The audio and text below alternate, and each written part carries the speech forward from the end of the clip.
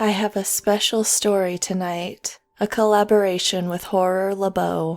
I'll put a link to his page in my description below. Enjoy. Audrey Parvis was just turning 10 this year. May 8th was on Sunday, and it was Saturday afternoon.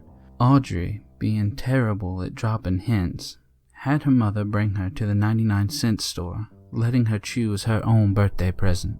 Now just look around and let me know if you see anything. I'll be looking at novels over there, her mother had told her.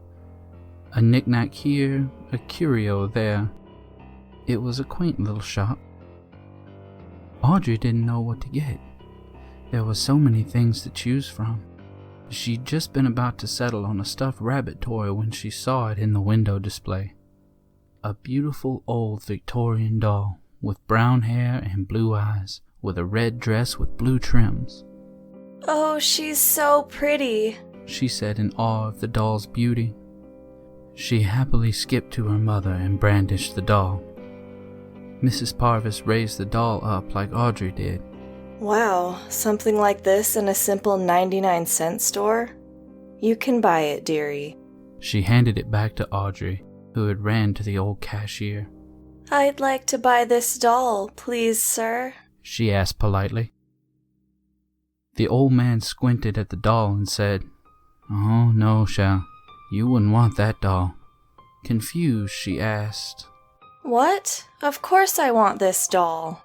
He just shook his head and said, "Well, all right, but..." His next words were mumbled under his breath. She took the doll off the counter and held onto it as Mrs. Parvis paid for a few bucks. On the way home, she couldn't stop thinking about the doll. Such ornate features done with perfect accuracy. Such a beautiful doll needed a name. "Molly. Her name is Molly." She hugged the doll tight on the way home. Upon even closer inspection after arriving home, she noticed a flaw. Molly had an extra finger on her right hand. Audrey pinned this as weird, but nothing is perfect.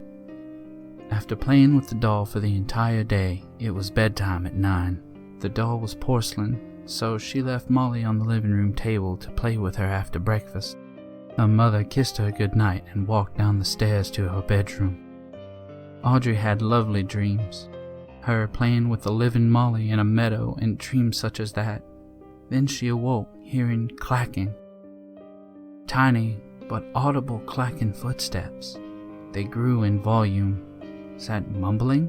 Audrey stopped whimpering and listened closely. "First step.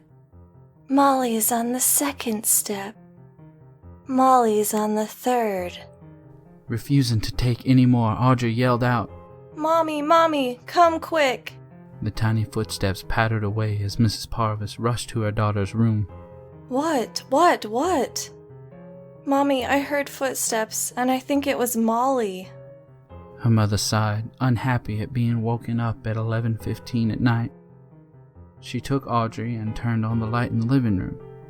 Molly hadn't moved an inch from her position. Audrey unhappily went back to bed as her mother left to rest.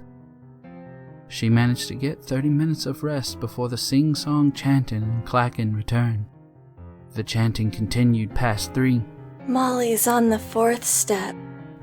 Molly's on the fifth step. Molly's on the sixth. Mommy, Mommy." Calling her mother again, Audrey insists she believes that it's Molly who's making those noises.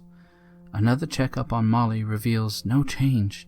"Audrey Veronica Parvis, I really am getting tired of this act.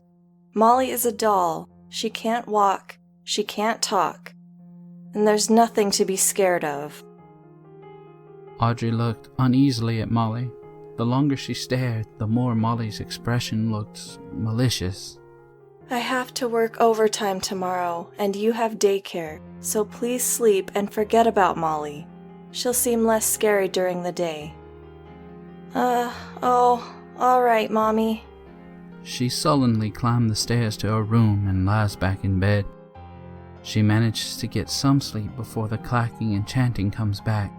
It exceeded the 6th step and continued. There were only 12 steps to her room. Molly's on the 7th step. Molly's on the 8th step. Molly's on the 9th. Mommy?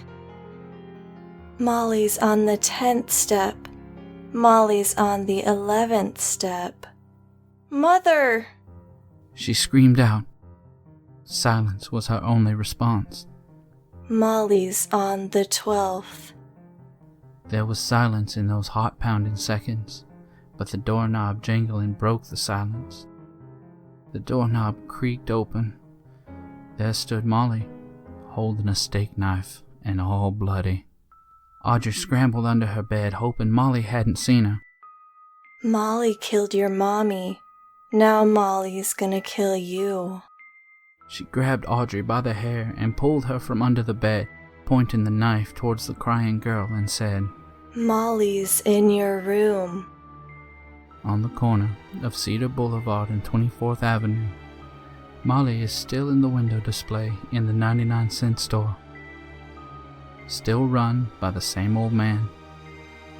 She's waiting for another victim to fall for her charms. She now has 8 fingers on her hand.